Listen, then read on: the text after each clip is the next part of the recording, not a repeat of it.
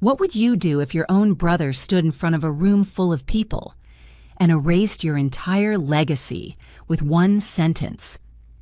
He said it like he was announcing a lunch special, casual, confident, and completely devastating. From now on, this place is mine. And frankly, this business needs real leadership, not emotional women trying to play boss. Mason's voice sliced through the morning staff meeting like a knife through a ripe tomato. He puffed out his chest, eyes gleaming with smug satisfaction. That was his big moment, his first speech as the new owner of McKay's Southern Kitchen. I sat there silent, rage boiling beneath my calm expression. My name is Sabrina McKay. I'm 36 years old, and until that moment, I thought I understood betrayal. I was wrong. Because this wasn't just betrayal, it was erasure. It was 12 years of blood, sweat, and quiet sacrifice dismissed in a single breath. Every recipe I'd perfected, every supplier I'd negotiated with, every late-night inventory session, every double shift, every single plate of honey butter cornbread that brought tourists from 3 states away. Gone. In his eyes, I was just an emotional woman trying to play boss. Jennifer, our head server, avoided my gaze. Carlos, our line cook, looked like he wanted to disappear. Even Sweet Bethany from pastry couldn't meet my eyes. They all knew the truth, knew who had built this place into what it was, and yet no one said a word. Any questions Mason asked, his voice oily with false confidence. The silence in that room was deafening. I stood, slowly, deliberately. My chair scraped against the floor like a final goodbye. "Congratulations on your promotion," I said evenly, staring straight into his smug little grin. No sarcasm, no emotion, just cold professional dismissal, exactly the kind he'd given me. For the first time, his smile cracked. I walked out. Through the kitchen I had once ruled, past the scent of cornbread and collard greens that used to feel like home. I grabbed my purse from the office, my former office, and stepped out into the thick Charleston heat.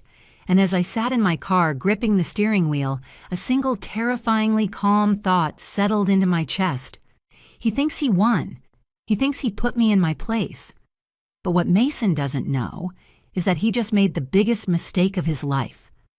I opened my phone, scrolled down to the contact I'd been avoiding for weeks. "Hello, Mr. Patterson. This is Sabrina McKay. I'm ready to sign that lease." Growing up, a McKay meant learning where you stood and never questioning it. My father, Thomas McKay, built our restaurant from nothing. Back in 1987, he transformed a tired roadside diner into Charleston's beloved McKay's Southern Kitchen.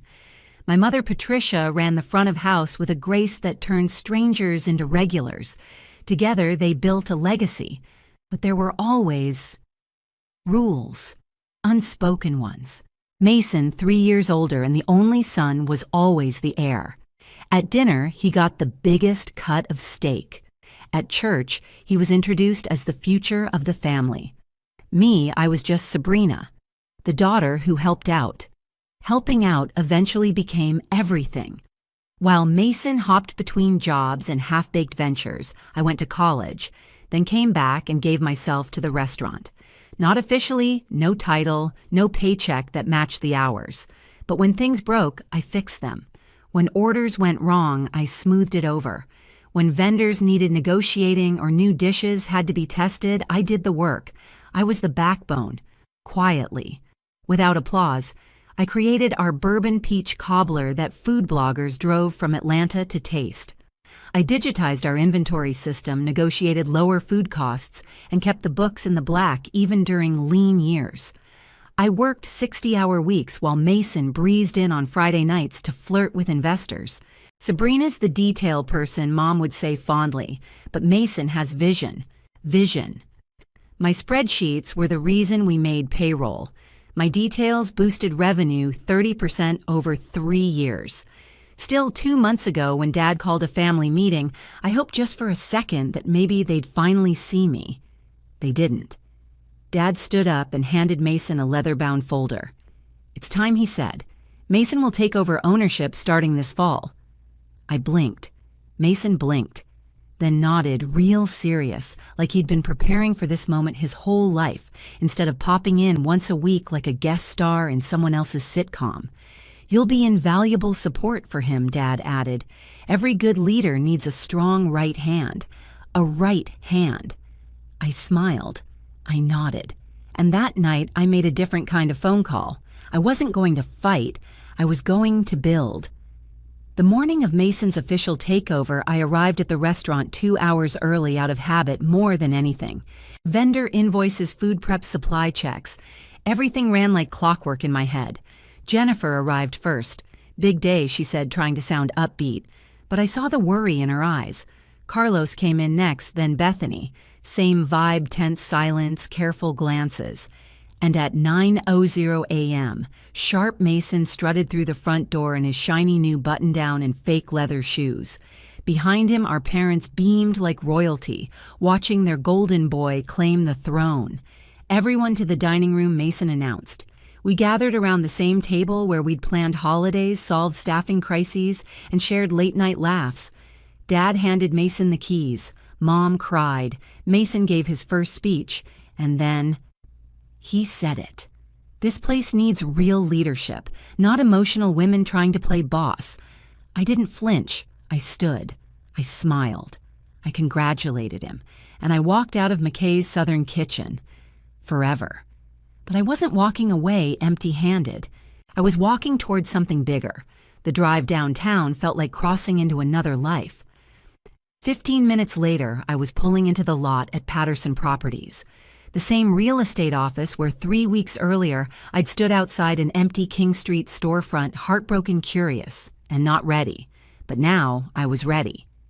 "Still interested?" Mr. Patterson asked when he picked up. More than ever. Within the hour, I was standing in the vacant space. Brick walls, giant windows, a half-finished kitchen. It wasn't perfect, but it was mine. "What kind of timeline are you thinking?" he asked, clipboard in hand. 2 months. Maybe less. He raised a brow. Ambitious. "Think you can pull it off?" I smiled. "I've been running a restaurant for 12 years. Quietly. Efficiently. I know what it takes." The lease was higher than I'd hoped, but I could make it work. I'd wear every hat, chef, manager, marketer, until revenue supported a team. As I signed the lease, something inside me clicked into place. I wasn't scared anymore. I was free. Back home that night, I sat on my porch with a glass of wine. The humid Charleston air clung to my skin, but for once, it felt good. It felt like possibility. My phone buzzed. A message from Jennifer. "Are you okay? Mason's asking where you went." I stared at the screen, then typed back, "I'm fine. Take care of yourself." The next morning, I was in go mode. Business license application, insurance contractor, estimates for the kitchen, health permit, timelines. I called every vendor I'd worked with at McKay's, explained that I was starting something new, and asked about opening accounts. Tony from Coastal Produce chuckled. "Sabrina, you've been running that place for years. About time you had your own." Each call reminded me I wasn't alone. I had relationships, respect, quiet power I hadn't fully realized. By sunset, I had 3 contractor quotes, a nearly complete business license, and a spreadsheet of equipment I needed. My bank account didn't love me, but my soul. She was finally breathing again. The second week after I walked out, the cracks in Mason's leadership started showing. Bethany called me mid-morning, whispering like she was calling from a crime scene. "I hope it's okay," I reached out. "But things are bad here." "What happened?" He switched our suppliers. "The cornbread is falling apart. The new cornmeal's gritty. Customers are complaining, Sabrina. The greens aren't right either. Cheap ham hocks with no fat." I closed my eyes. That cornbread recipe was from my grandmother. I'd tested it for weeks, perfected it with specific mill-blended cornmeal from just outside Columbia. What did Mason say? He told me to stop whining and make it work. Jennifer tried to speak up too, but he said customers always complain and that we shouldn't cater to sensitive people. My stomach churned. Those sensitive people were loyal patrons. Some had been eating at McKay's for 20 years. I'm sorry, I said, but Mason's in charge now. That's the thing. She hesitated. He doesn't want to learn. He hired a marketing guy who wants quinoa salads on the menu. Quinoa salads at a Southern comfort food restaurant. I swallowed a laugh that came out bitter. Bethany. Are you still happy there, long pause? Then softly, I love the regulars. I love cooking, but I can't take pride in what we're serving anymore. I get it, I said. And if you ever want to talk about other opportunities, I do. And just like that, the first light flickered inside the future of my own team. That one call from Bethany was like a spark to dry kindling. And suddenly, my phone wouldn't stop ringing. Carlos called next, then Jennifer, each of them careful, cautious, but curious. What are you planning, Sabrina? How soon will you open? Do you need help? I didn't recruit. I didn't pressure. I simply told them the truth. I'm building something new, something rooted in quality and respect. If you ever want in, you'll always have a place. And one by one, they began to align with me, not out of loyalty to the McKay name, but out of belief in what I represented. Leadership. Real leadership. 3 weeks in, I got a phone call that made me freeze mid-step. Unknown number, Charleston area code, Miss McKay. This is Dr. Patricia Ricks with the Charleston Food Network Association. I blinked. That name carried weight. CFNA was the gatekeeper of Charleston's culinary reputation. Prestigious, exclusive. I hope I'm not interrupting. Not at all, I said, heart racing. I've heard you're opening a new restaurant. There's been some buzz. I've also heard that for the last decade, the best dishes at McKay's Southern Kitchen came from you. I couldn't speak. The reason I'm calling our autumn showcase is 8 weeks out. Normally, we feature established restaurants, but we occasionally spotlight newcomers with exceptional promise. Would you be interested? Was this real, Dr. Ricks? We haven't even had a soft launch. When do you plan to open? I mentally mapped the calendar. Kitchen installs next week. 2 weeks of testing. Staff training.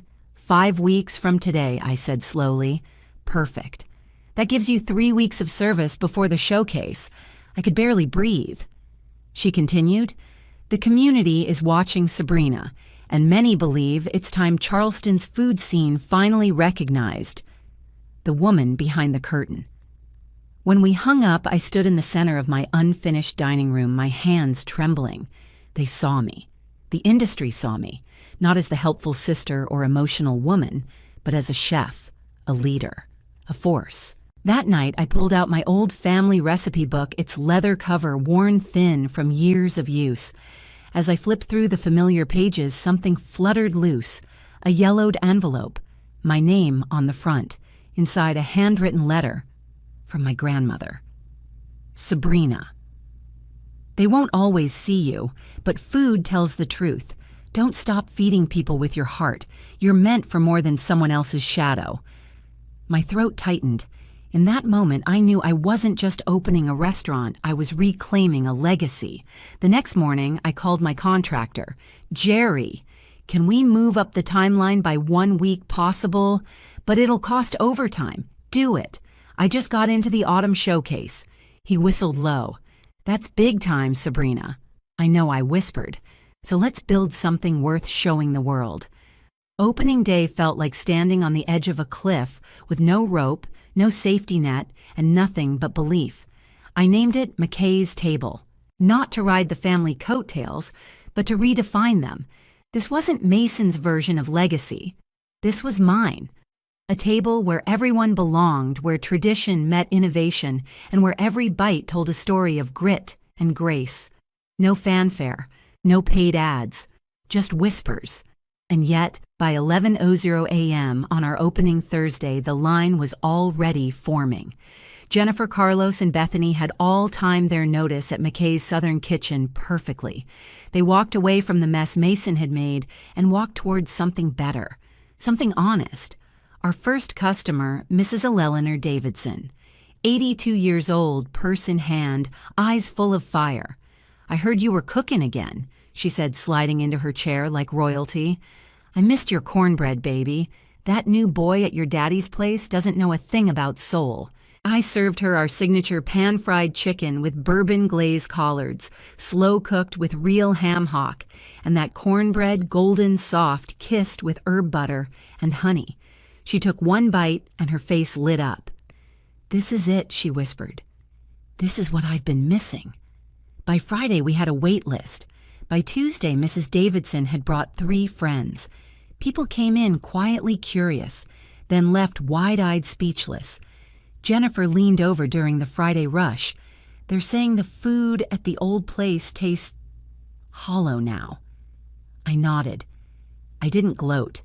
I didn't trash Mason. That wasn't my style. I just kept cooking. With the autumn showcase just 3 weeks away, I pushed harder than I ever had. We practiced every plate to perfection. Carlos drilled our chicken until he could fry blindfolded. Bethany's bourbon peach cobbler looked like something out of a food magazine. Jennifer coached our servers like a general leading her troops into culinary battle.